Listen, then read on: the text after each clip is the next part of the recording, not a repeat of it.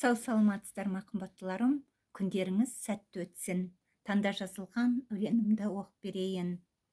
Аманатты жалғаған, тәрбие беріп жастарға, қазақ деген халықтың болашағын жасауға.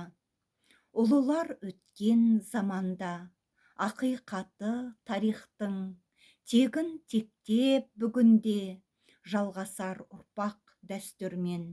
Ие бол қазақ жеріңе, ауылды көркейт бүгінде, тал бесік болар ауылың, қаймағын бұзбай өндеуде.